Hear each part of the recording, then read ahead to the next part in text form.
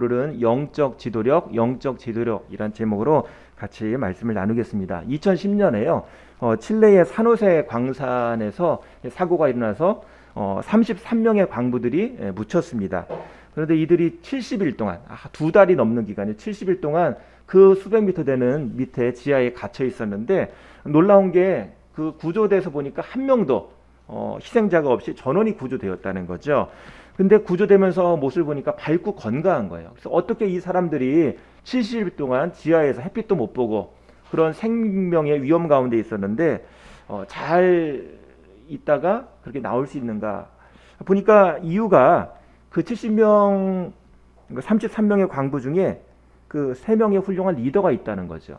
그래서 첫 번째로 작업반장 루이스 우르수아라는 사람이 있는데요. 이 작업반장이니까 이렇게 생존을 위해서 규칙을 지키자, 이렇게 먹고 이렇게 생활하자라는 규칙을 준 사람이 있었고요. 두 번째로 요나 베리어스라는 사람은요, 옛날에 6개월 동안 간호사한 경험이 있는데 그걸 살리고자 한 사람 한 사람 아픈 사람을 돌봐줬다는 거죠. 그리고 세 번째로 나이가 제일 많은 63세 마리오 고메스라는 사람이 있었는데, 이 사람의 역할은 뭐냐면 그들 중에 힘든 사람 있으면 기도해주고 위로해주고 격려하는 역할을 했다고 합니다. 바로 이 마리오 고메스의 역할이 영적 지도자의 역할입니다. 그래서 그 사람을 위해서 기도해주고 격려해주고 하나님의 말씀 가운데 그들을 이끌어주는 거죠. 영적 지도자는 단순하게 신학교를 나온 목사나 선교사, 그런 사람들이 영적 지도자만은 아닙니다. 하나님을 경외하는 사람, 하나님을 경외하는 사람이 영적 지도자라는 거죠. 지도자라는 것은 뭐냐면 영향력을 끼치는 사람이에요. 그러니까 영향력을 끼치면 다 지도자입니다. 나를 따라서 하는 사람이 있으면 다 지도자예요. 그래서 나를 따르라 그러는데 아무도 나를 안 따라요. 그러면 지도자가 아니죠. 그런데 사람들은 다 영향력을 끼친다는 겁니다. 그런데 중요한 것은 영향력이 좋은 영향력도 있고 나쁜 영향력도 있다는 거예요. 내가 이걸 따라라 그러는데 나쁜 걸 따라하면 나쁜 지도자가 되는 것이고, 좋은 걸 따라하게 되면 좋은 지도자가 되는 것입니다. 우리는 좋은 지도자가 되어야 되는 거예요. 좋은 부모, 좋은 교회의 직분자, 또 좋은 직장 동료가 되는 거예요. 선한 영향력을 끼치는 사람이 되어야 하는 것이죠. 오늘 누가복음 17장 말씀 보면 어떻게 하면 그리스도인이 영적인 지도력을 발휘할 것인가에 대해서 나오고 있습니다. 세 가지 다른 이야기이지만 한 주제로 연결이 되고 있어요. 우리 1절 말씀 같이 보도록 하겠습니다. 시작. 예수께서 이르시되 실족하는 것이 없을 수는 없으나 그렇게 하는 자에게는 바로 이 실족이라는 말이요, 그 헬라어로 스칸달론인데요, 우리가 잘 아는 스캔들이 여기서 나왔어요. 그러니까 함정, 또 사람을 넘어지게 하는 돌뿌리, 걸림돌, 이런 역할입니다. 살다 보면은 한 번도 나는 걸려서 넘어지지 않았다, 그런 사람은 없을 것 같아요. 다 길을 가다가 돌뿌리에 걸려 넘어진 적이 있어요. 어디에 걸려 넘어진 적이 있습니다. 이 함정, 또 덫, 그렇게 넘어지게 하는 일들이 있다는 거죠. 이게 실족이에요. 실족. 왜 실족하게 되나요? 사람들이 왜 넘어지나요? 사람의 말과 행동을 통해서 넘어지게 되는 거죠. 이 세상에 완벽한 사람이 있을까요? 없을까요? 없죠. 다 누군가를 실족시킨 적이 있을까요? 없을까요? 있죠. 예. 왜냐하면 우리는 약하기 때문에요. 그런데 예수님께서 실족하게 한 사람은 화가 있다라고 말씀하시는 거예요. 근데 어떤 화가 있는가? 대단한 화예요. 우리 2절 보겠습니다. 그가 이 작은 자 중에 하나를 실족하게 할진대 차라리 연자맷돌이 그 목에 매여 바다에 던져지는 것이 나으니라. 여러분, 연자맷돌이 뭔지 아세요? 맷돌은 집에서 이렇게 가는 거, 요즘은 믹서기로 하지만 맷돌, 이만한 무거운 맷돌 있잖아요, 2개. 그런데 연자맷돌은 가정용이 아닙니다. 옛날에 방앗간에서 소나 나귀가 끄는 엄청나게 큰, 우리 삼손 옛날에 영화 보면 나오는 그런 게 연자맷돌이에요. 사람이 도저히 들 수도 없는 그 연자맷돌을 목에 달아가지고 바다에 빠뜨리면은 그거는 당연히 떠오르지 못하고 죽겠죠. 이거는 엄청나게 큰 죄를 지은 사람이 받는 형벌이에요. 그런데 사람을 실족시킨 사람의 벌이 연자맷돌, 엄청나게 큰 돌을 목에 달아가지고 바다에 던져지는 것보다 더 중하다는 거예요. 차라리 이게 가볍다, 연자맷돌 달고 죽는 게 오히려 가벼운 벌이다라고 얘기를 하시는 거예요. 예수님이 엄청 세게 말씀하시는 거죠. 사람을 실족하게 만드는 것이 이렇게 주의해야 할 일이다라고 말씀하시는 겁니다. 그래서 3절 이렇게 말씀하십니다. 너희는 스스로 조심하라. 만일 내 형제가 죄를 범하거든 경고하고 회개하거든 용서하라. 스스로 조심해야 한다는 거예요. 여러분, 죄의 속성을 알아야 돼요. 죄라는 것은 우리가 무조건 덮어서도 안 되고 무조건 다 드러내고 그렇게 해서도 안 되고 지혜가 있어야 되는 거예요. 죄에 대해서 다 무조건 용서하는 것도 잘못된 것입니다. 영적 지도자는요, 죄에 대해서 민감해야 돼요. 죄의 속성을 알아야 되는 것입니다. 그래서 내가 영적인 부모, 영적인 직분자, 어떤 영적인 영향력을 잘 끼치고 싶은 사람은요, 죄에 대해서 잘 알아야 되는 거예요. 그래서 에베소서 5장 11절 말씀 보면 너희는 열매 없는 어둠의 일에 참여하지 말고 도리어 책망하라. 우리가 영적인 직분자 있죠. 제가 목사고 우리 장로님, 권사님, 안수 집사님, 집사님들 다 계신데 그 역할을 잘 감당하기 위해서는 어떻게 됩니까? 자기가 본이 되기 위해서 성장해야 되는 거예요. 내가 성장하지 못하면 본이 되지 못하면 안 되는 거예요. 그래서 어떻게 본이 되나요? 어둠에 참여하지 말고 내가 혹시 끊어야 될 것이 있다면, 내가 잘못한 것이 있다면 그것에 대해서 계속 회개하고 그것을 벗어날 수 있도록, 내가 성숙할 수 있도록, 성장할 수 있도록 노력해야 하는 겁니다. 두 번째로 영적 지도자는요, 다른 사람을 이용하거나 죄를 짓게 하면 안 돼요. 그래서 초신자들, 믿지 않는 사람들은 특별히 실족하기가 참 쉽습니다. 우리가 쉽게 얘기하는 건데 그걸 듣고 실족해서 교회 안 나온다, 실망했다, 그런 얘기를 하는 거예요. 우리의 의도와 상관없이. 그래서 우리의 말과 행동을 조심해야 됩니다. 이 초신자들이나 믿지 않는 사람들은요, 하나님의 안 보이니까 우리들을 보고 하나님 믿는 사람이 이렇다 생각하면서 하나님을 생각하거든요. 그러니까 우리의 말과 행동을 더 조심해야 하는 겁니다. 성경을 보면은요, 이 죄에 대해서 잘 다루도록 그렇게 지침이 있는데 권징이라고 합니다. 권징. 죄에 대해서 자각하도록, 깨닫도록 하는 그런 제도죠. 우리 마태복음 18장 15절에서 16절입니다. 내 형제가 죄를 범하거든 가서 너와 그 사람과 상대하여 권고하라. 만일 들으면 내가 내 형제를 얻은 것이요, 만일 듣지 않거든 한두 사람을 데리고 가서 두세 증인의 입으로 말마다 확증하게 하라. 첫 번째로 죄가 있어요. 분명히 우리 공동체 안에 또는 우리 가정 안에 죄가 있어요. 그럼 어떻게 돼요? 1대1로 얘기하라는 거예요. 막 소문내고 뭐 뒤에서 얘기하지 말고 직면해서 1대1로 얘기하는 겁니다. 이런 죄가 있는데 여기 대해서 해결해야 됩니다. 이런 문제가 있는데 이거 하나님 앞에 회개하고 바꿔야 됩니다 라고 얘기하는 거예요. 근데 그 말을 듣지 않으면 어떻게 합니까? 교회 지도자와 함께 같이 한두 명이 더 같이 가서 다시 한번 공식적으로 얘기를 하는 겁니다. 그래도 듣지 않으면 어떻게 합니까? 그러면 교회 밖의 사람으로 알아라. 성경 말씀 보면 이방인으로 알아라 라고 얘기를 하고 있어요. 옛날에 권징 제도는 대단한 제도였어요. 왜냐하면 교회 안에, 그 마을 안에 교회가 딱 하나밖에 없거든요. 그러니까 이 공동체 교회를 떠나면, 권징으로 교회를 떠나면 이 마을에 살 수 없는 그런 문화였어요. 그런데 우리는 그게 아니죠. 사방 둘러보면 다 십자가예요. 이 교회에서 내가 나가면 다른 교회도 갈 수 있어요. 그러니까 권징이란 제도가 먹히지 않는 사회가 돼버렸어요. 교단도 다르잖아요. 저 사람이 어느 교회에서 어떻게 생활하는지 알 수가 없잖아요. 근데 중요한 것은 하나님은 아신다는 거죠. 내가 아무리 이 교회에서 이렇게 하다가 그 교회에서 내 죄, 내 상처, 내 잘못이 드러나니까 다른 교회로 갔어요. 그런데 중요한 것은 그 사람이 성장할 수 없다는 겁니다. 죄가 그 사람을 막고 있는 거예요. 어떻게 해결될 것인가? 죄를 해결하지 않으면 그 사람이 성장할 수가 없는 겁니다. 하나님을 제대로 알 수가 없어요. 하나님과의 관계가 막혀있고 사람과의 관계가 막혀있는 거예요. 그래서 다른 교회에 정착해서 뭐 좀 하려고 그러면 자기가 드러나려고 그러면 또 이제 부담 갖는 거예요. 자기의 죄와 옛날 과거가 드러날까봐 그걸 가지고 도망쳐 버리는 거예요. 결국은 이 죄의 문제가 우리 신앙생활의 성장에 어떤 큰 걸림돌이 될 수 있다는 거죠. 그래서 죄 해결은 무시하는 것이 아니라 하나님 앞에 직면하는 것, 죄를 자백하는 겁니다. 그게 가장 좋은 방법이, 유일한 방법이에요.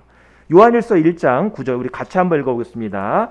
만일 우리가 우리 죄를 자백하면 그는 미쁘시고 의로우사 우리 죄를 사하시며 우리 모든 불의에서 깨끗하게 하실 것입니다.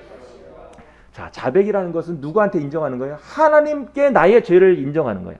하나님, 제가 이거 잘못했습니다. 하나님께 인정하는 겁니다. 그러면 하나님과의 관계가 해결되는 거죠. 그리고 두 번째로 사람과의 관계를 생각할 때 그 사람한테 내가 이렇게 약하다, 잘못했다라고 용서를 빌거나 또 이해를 구해야 합니다. 우리나라는요, 제가 부족합니다, 저를 도와주십시오를 너무 쉽게 할 수 있는 문화예요. 서양하고 다르게 동양 문화권이기 때문에. 이걸 누가 잘 이용하냐면 정치인들이 이용합니다. 선거 때가 되면은 도와주십시오, 저는 부족합니다, 한 표 부탁합니다, 그러고 굽신굽신 인사하죠. 이것이 선거 전략이에요. 왜 그러냐면 우리 한국 사람들은, 동양 문화권인 사람들은 저를 도와주세요라는 말을 할 때 그때 무슨 감정을 느끼냐면, 아, 한 식구구나, 우리 한 식구구나라는 감정을 느낀대요. 정치인들이 이거는 빠르잖아요. 그래가지고 선거 때만 되면 전혀 모르는데 손잡으면서 도와주십시오, 도와주십시오 그러면은 같은 편입니다, 같은 편입니다라고 얘기하는 거예요. 자, 그래서 우리는 정치인 그런 거 상관없이 우리가 다른 사람 앞에 부족합니다, 도와주세요라는 것이 익숙한 문화에 살고 있다는 거예요. 그러니까 우리가 사실 저도 체면 때문에 누구한테 제가 이거 부족합니다, 도와주세요라는 말은 잘 못해요. 그런데 그렇게 하는 사람이 오히려 지혜로운 사람이고 용기 있는 사람이라는 것입니다. 다른 사람에게 진심으로 내가 부족하니까 날 도와줘, 내가 부모로서 아직 약해, 너희들 좀 이해해줘, 제가 뭐 목사인데요, 제가 집사인데요, 제가 권사인데요, 제가 이런 거 부족합니다 라고 얘기할 때 그 사람들이 그거를 오히려 이해하는 쪽으로 좋게 생각한다는 거예요. 그래서 우리는 막 감추고 약한 거에 대해서 막 드러날까 긴장하잖아요. 오히려 그러면 관계가 더 회복될 수 없다는 거죠. 그래서 어떤 분은요, 일부러 막 자기의 어떤 그런 옛날의 과거 얘기를 이제 얘기하는 거예요. 왜? 이게 영적인 문제니까. 그러다 보면 그 공동체가 건강해지고 그 공동체가 서로의 약함을 붙들어 줄 수 있는 그런 환경이 되는데, 먼저 지도자가 자기의 약함을 내놓지 않고 감추고 있으면 누구도 자기의 약함을 얘기를 못하는 거죠. 그래서 정말 친밀한 공동체는, 우리 가족끼리는 그런 얘기 하잖아요. 너 빨리 씻어야 돼, 너 빨리 청소해야 돼, 그런 얘기를 쉽게 하잖아요. 그러면서 성숙하는 거잖아요. 그래서 서로 성장하기 위해서는 서로 먼저 내 자신, 남한테 요구하지 말고 내 자신이 먼저 약함을 인정하고 도와달라고 얘기할 때, 그때 성장이 시작되는 것입니다. 자, 그런데 문제는 뭐냐면 우리가 영적인 직분자예요. 제가 목사예요. 근데 영적으로 다운될 때가 있는 거죠. 항상 사람들이 이렇게 충만할 때만 있는 것이 아니라 다운될 때가 있어요. 그럼 영적으로 다운되면 어떤 일이 생기나요? 말에 실수하고 행동이 실수하게 되는 거예요. 그때는 조용히 침묵하고 기도해야 되는 겁니다. 하나님께서는 누굴 쓰시냐면 능력 있고 뭐 재능 많고 그런 사람 쓰시는 것이 아니라 오히려 마음 가운데 사랑이 있고 거룩한 사람을 쓰세요. 오히려 능력 있고 재능 많은 사람은 사랑이 없으면 사람 앞에 상처만 줍니다. 오히려 일만 망쳐버려요. 근데 영적인 사람은요, 내 약함을 알고 나를 돌보는 사람이고 따뜻하게 다가가는 사람이에요. 그런데 내가 그 역할을 잘 못하겠다, 영적으로 지금 다운돼 있다 그러면 먼저 하나님 앞에 기도해야 합니다. 회복된 다음에 나가야지. 그렇지 않으면 내 말과 행동을 통해서 사람을 희족하게 만드는 거죠. 그래서 거룩함이라는 것은 먼저 내 자신의 상태를 잘 알아야 되는 겁니다. 자, 두 번째로 용서입니다. 우리 4절 한번 읽어보겠습니다.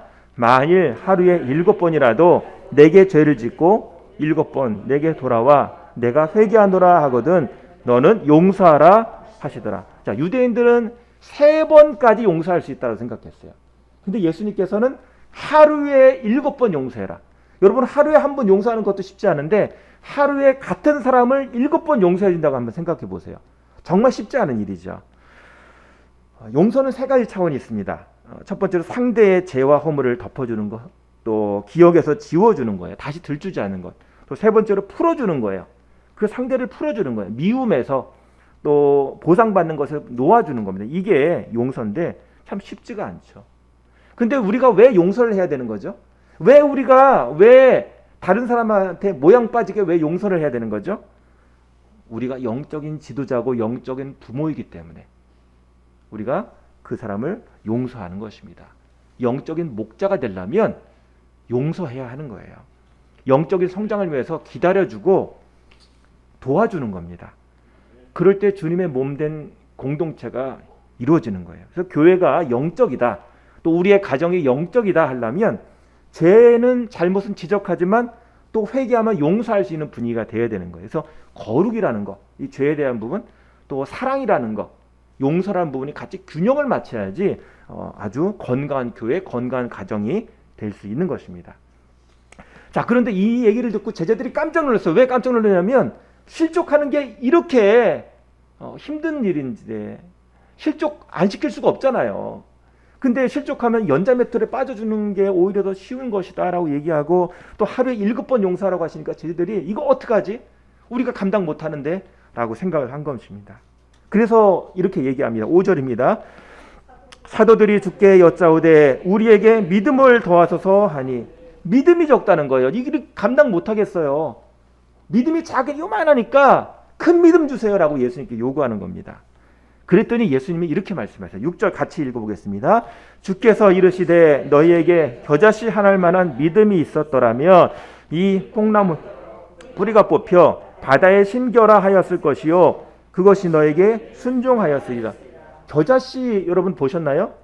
깨보다 더 작은 씨앗이에요. 작은 씨인데 이 겨자씨만한 작은 믿음이 있어도 이것이 역사를 일으킨다라고 예수님 말씀하시는 거예요. 이건 뭐냐면 제자들은 큰 믿음 달라고 그랬잖아요. 큰 믿음이 중요한 것이 아니라 작은 믿음일지라도 이 작은 믿음이 참 믿음이면 역사한다라고 말씀하시는 거예요. 자, 그러면 참 믿음이 뭘까? 참 믿음은 뭐냐면 믿음을 가지고 실천하는 게 참 믿음이에요. 아무리 큰 믿음 가졌어도 아무것도 안 하면 그건 아무것도 아니에요.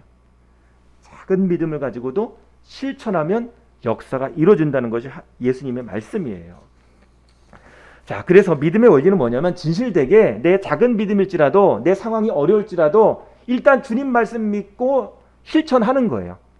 그러면 주님이 열매 맺게 하신다는 거죠. 자, 그러면 어떻게 실천하는가? 자세가 또 중요합니다. 우리 7절에서 9절 길지만 한번 읽어보겠습니다.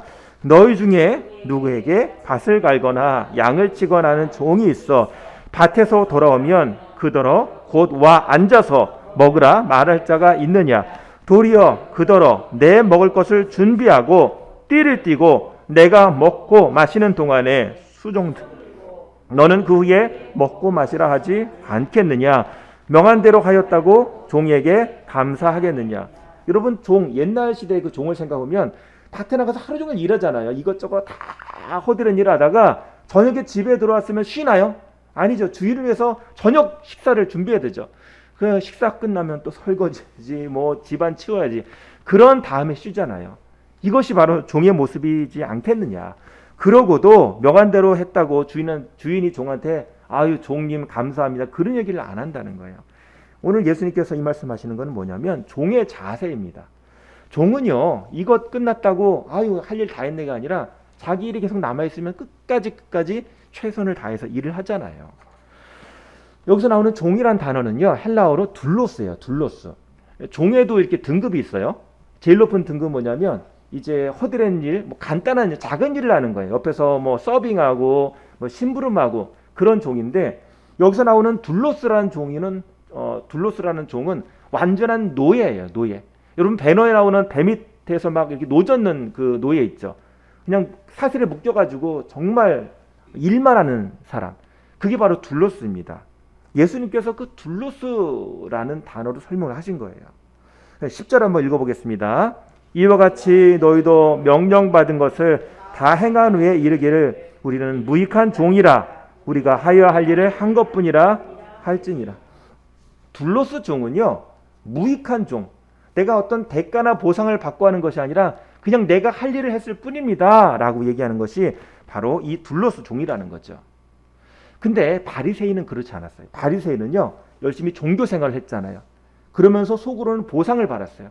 내가 이렇게 하나님 앞에 이런 일을 했으니까 하나님은 나에게 건강 주시겠지, 나에게 명예 주시겠지, 나에게 물질적인 복을 주시겠지라고 생각했어요. 그러니까 항상 하나님 일을 한다 하면서 속으로는 자기 일을 하는 거예요. 이거 하면은 나이가 이렇게 보상이 될 거야. 그래서 이중적인 모습을 갖게 되는 거예요. 왜? 자기 일을 하니까. 뭐 안 하면 막 서운하고 남을 쉽게 비판하고 정죄하고 나는 이렇게 하는데 당신은 그거밖에 못합니까? 왜? 내 일을 하는 거니까. 내가 주인이니까. 그래서 자기 이익을 챙기는 그런 마인드가 바로 바리새인의 마인드라는 거죠. 근데 이런 마인드로 하면 우리가 집안일 하면서 교회를 하면서 항상 시험 들고 항상 속상해요. 무익한 종이라는 자세가 있어야지 되는데 그게 뭐가 필요하냐? 자기 부인이 필요한 거예요. 자기 부인. 이게 무익한 종이에요. 우리는 섬긴 일을 할 수가 있어요. 밖에 나가서 열심히 우리 아버지들 열심히 일하잖아요. 막 추운데 뭐 모욕감 들 정도로 일이 생기지만 그냥 내가 할 일이니 하고 하잖아요.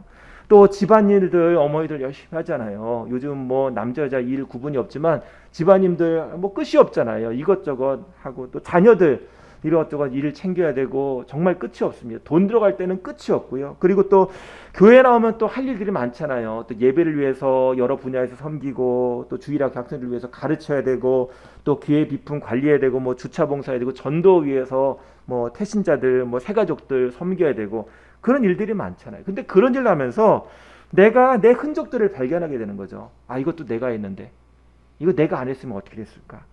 아, 저것도 해야 되는데 내가 신경 안 쓰면 아무도 신경 안 쓴다니까. 이 얘기가 누구 얘기냐면 제 얘기예요. 제가 말리원교회 옛날에 9년 부목사로 있었는데 거기 가면 지금도 제가 이제 예전에 몇 번 이 행사에서 가보면 아, 저것도 내가 했는데 아직도 안 바꿔놨어. 저것도 내가 했는데 생각이 드는 거예요. 다른 사람이 인정하죠. 뭐 목사님이 안 하시면 할 사람이 없어요. 목사님이 너무 잘해서 그래요. 뭐 그런데 이거는 물론 섬김의 리더십이라고 할 수 있어요.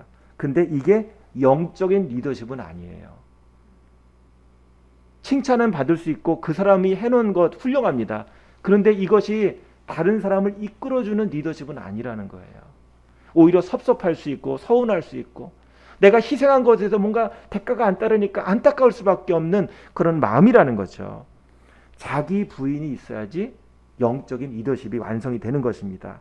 누가복음 22장 26절 27절 같이 읽겠습니다. 너희는 그렇지 않을지니 너희 중에 큰 자는 젊은 자와 같고 다스리는 자는 섬기는 자와 같을지니라. 나는 섬기는 자로 너희 중에 있느니라. 예수님 말씀하시는데 너희 중에 큰 자는 뭐 경험 많고 나이 많고 그런 사람들은 오히려 젊은 자처럼 어린아이처럼 청소년처럼 그렇게 낮아져라. 그렇게 섬겨라라고 말씀하시는 거예요. 그러면서 나는 섬기는 자로 너희 중에 있다. 예수님이 섬기는 자로 우리에게 있다는 거예요. 예수님이 먼저 스스로 낮아지고 자기 부인을 하고 계신 것입니다.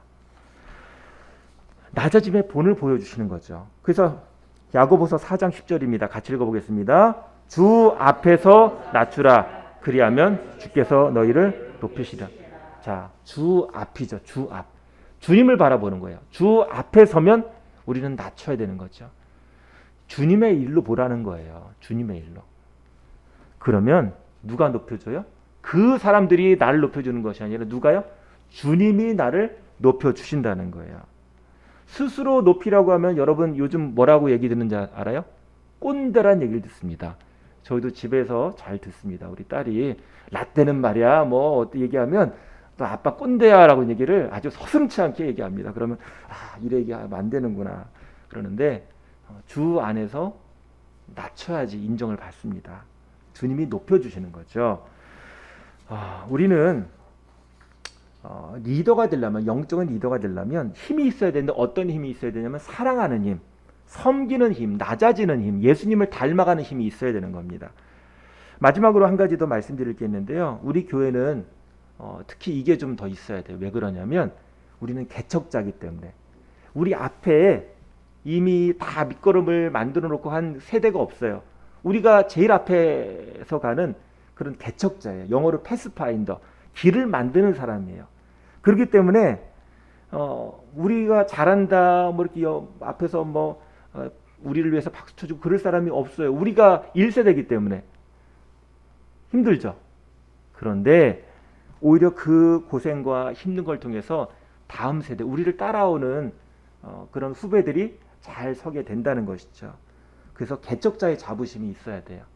힘들지만 내가 이렇게 영적인 리더십으로 우리의 교회를, 우리의 가정을, 우리의 일터를 기도하면서 세워갈 때 하나님이 이걸 통해서 영광 받으시고 나중에 하늘복이 크다는 것을 믿으시길 바랍니다.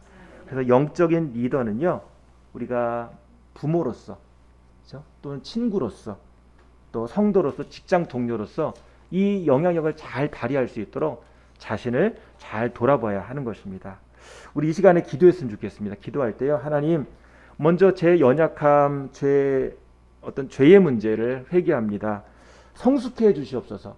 우리가 아직 잘하지 못해서 남을 실족해하고 스스로 혼자 넘어지는 사람인데, 주님, 저가 더 성장하기를 원합니다. 믿음이 자라게 하시고 더 거룩하게 하시고 주님 닮아가기를 원합니다. 용서하는 사람 되기 원합니다. 가정을 품고 교회를 품는 사람 되게 하여 주시옵소서. 기도자가 되게 하시고 기다리는 사람 되게 하여 주시옵소서. 우리 같이 우리의 가정과 우리의 교회와 우리의 주신 일터를 위해서 주님 회개합니다. 성숙케 하여 주시옵소서. 제가 자라게 하여 주시옵소서. 우리 같이 기도하시겠습니다. 아버지 하나님 감사합니다. 이 시간 저희들 주의 앞에 먼저 내 자신이 성숙하지 못해서 실족하게 했고 우리가 잘 영적인 지도력을 발휘하지 못한 것에 대해서 회개하오니 용서하여 주시옵소서. 아버지 하나님 저를 도와주시옵소서. 아버지 저희의 작은 믿음을 아버지 저희들이 영적으로 분별력이 없음을 용서하여 주시고 아버지 우리의 그릇이 작음을 용서하여 주시옵소서. 아버지 쉽게 정죄하고 쉽게 화내고 쉽게 넘어지고 쉽게 좌절했던 실망했던 저희들의 마음을 고백하오니 주님 용서하여 주시옵소서. 주님의 은혜로 주님의 사랑으로 주님의 능력으로 채우셔서 저희의 그릇이 더 커지고 넓어지게 하시고 품을 수 있도록 도와주시고 용서할 수 있도록 도와주시고 다른 사람을 인도할 수 있도록 하나님 도와주시옵소서. 아버지 도와주시옵소서.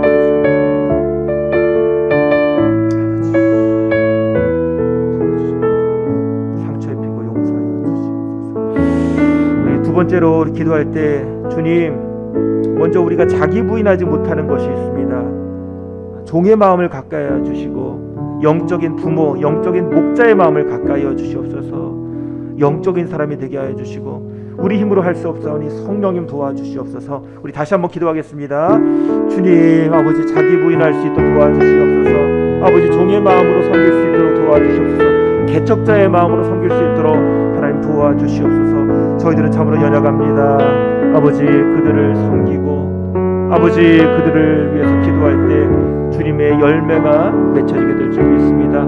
겨자씨만한 믿음, 이 작은 믿음 가지고 순종할 때 실천할 때 하나님께서 우리 가정 가운데 우리 교회 가운데 우리 일터 가운데 역사여 주실 줄 믿습니다. 지금 도와주시옵소서. 성령님 도와주시옵소서. 참 믿음 갖게 하여 주시옵소서. 믿음으로 실천하게 하여 주시옵소서. 저희를 도와주시옵소서.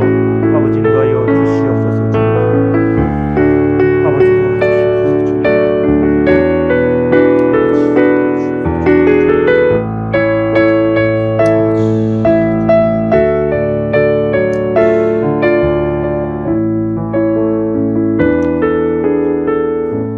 아버지 하나님 저희들은 참 연약합니다.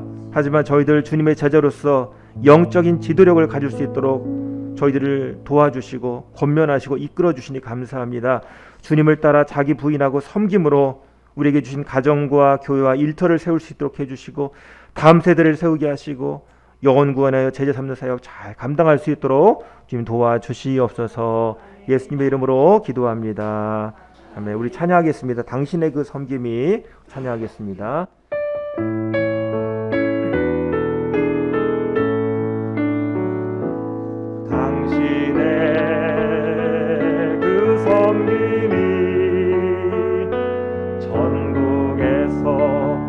같이 빛나리 당신의 그 겸손이 전국에서 해같이 빛나리 당신의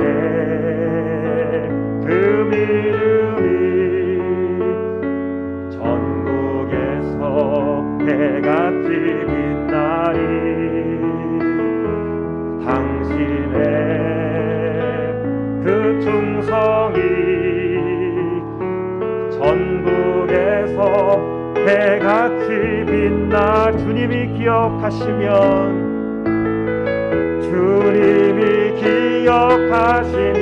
족하리 예수님 사랑으로 가득한 모습 천사도 흠모하는 아름다운 그 모습 전국에서 해같이 빛나는 당신의 그 순종이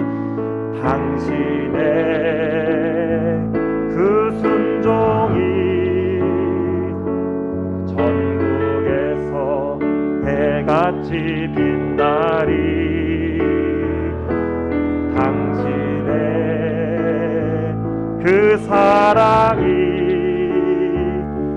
전국에서 해같이 빛나리. 당신의 그 찬송이 전국에서 해같이 빛나리. 당신의 그 헌신이 그 헌신이 전국에서 해같이 빛나리. 주님이 기억하시면 족하리. 불타는 사명으로 가득 찬 모습, 천사도 흠모하는 아름다운 그 모습 전국에서 빛나리. 이 시간 개척자로서 우리가 힘들 때가 참 많습니다. 내 믿음도 부족하지만 또 옆에 사람 챙기려니까 우리가 가정에서 부모로서 또 일하는 그 현장에서 참 낙심해서 넘어질 때가 많습니다. 또 교회에서 할 일들이 참 많은데 어떻게 하면 이 교회가 세워질까 참 걱정이 되는데, 우리가 주님을 보고 배워야 됩니다. 보고 배울 사람이 없다고 그러는데 주님 먼저 우리에게 본을 보여주셨습니다. 이 시간 주님의 마음으로, 목자의 마음으로 감당케 하여 주시옵소서. 주님의 마음으로 우리 가정과 교회를 올려드립니다. 일터를 올려드립니다. 도와주시옵소서. 우리 다시 한번 기도하도록 하겠습니다. 기도하시겠습니다. 아버지 하나님 도와주시옵소서. 아버지, 주님이 우리의 선배 되셔서 먼저 우리의 섬김의 본을 보여주시고 목숨까지 우리 위해서 다 주셨는데 주님 닮아가는 제자가 될 수 있도록 도와주시옵소서. 주님의 마음으로 목자의 마음으로 살아갈 수 있도록 주님 도와주시옵소서. 주님 안에서 위로받게 하시고, 주님 안에서 큰 위로받게 하시고, 주님 안에서 큰 힘을 얻게 하시고, 기도하는 가운데 너는 내 자녀다, 내가 너를 사랑한다, 내와 너 함께한다라는 그 주님의 약속 가운데 우리가 의지하며 나아가는 믿음의 사람 될 수 있도록 주님 도와주시옵소서. 아버지 도와주시옵소서. 주님이 우리의 길이고 되시고 생명 되시고 진리가 되시는 믿습니다. 주님 도와주시옵소서. 주님, 오직 주님밖에 없습니다. 주님 도와주시옵소서. 주님을 의지하며 나가는 인생 되게 하여 주시옵소서. 저희를 도와주시옵소서. 주님 인도하여 주시옵소서. 아버지 도와주시옵소서. 주님, 저희를 불쌍히 여겨주시고 참 믿음으로 살게 하시고 주님 기뻐하시는 믿음의 사람, 영적인 지도자가 되게 하여 주시옵소서. 예수님의 이름으로 기도합니다. 아멘. 우리 찬양 한 곡 더 하시면서 주님 바라보기 원합니다. 주님 통해서 우리 가운데 주님 일하시는 역사가 이루어지길 원합니다. 우리 찬양으로 고백하겠습니다.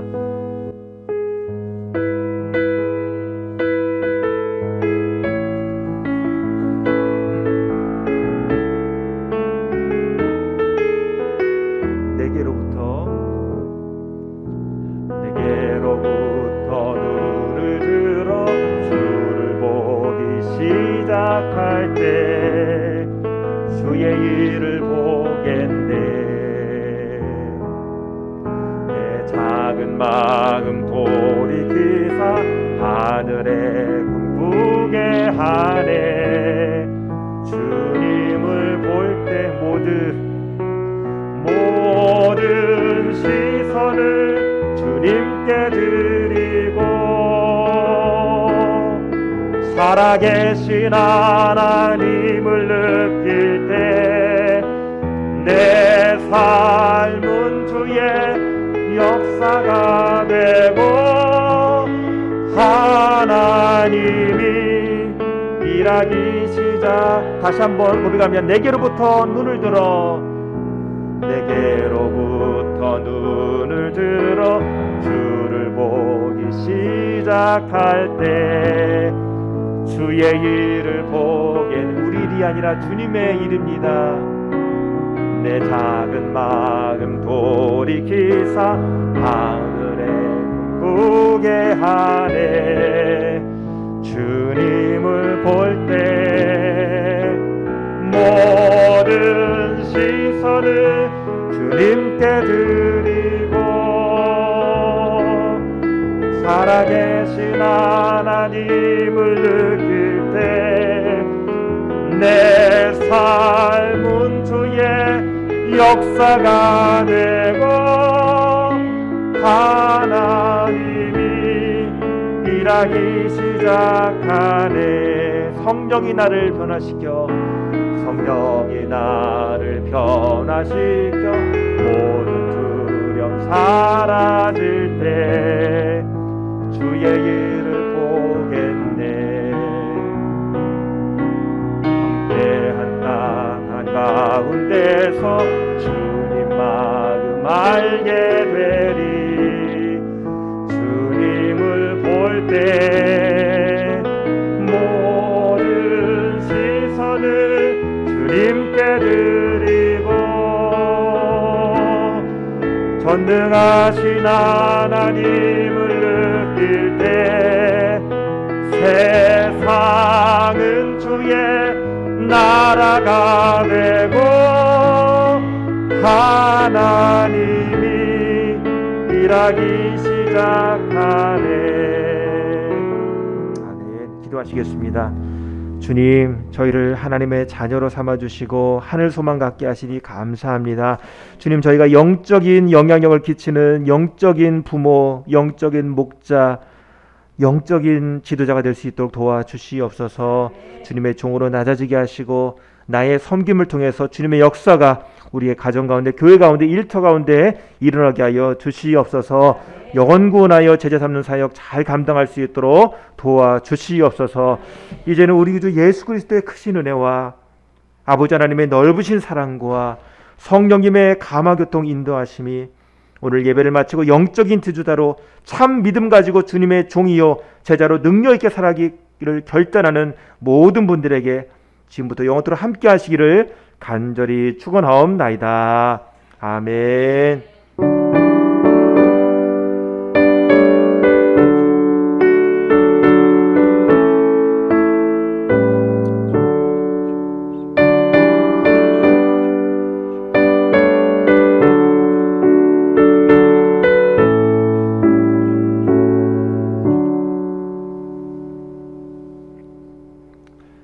감사합니다. 예배 마쳤습니다. 우리 다음 주에 우리 창립기념일 때 교회에서 뵙도록 하겠습니다. 오늘도 복된 주일 되시길 바랍니다.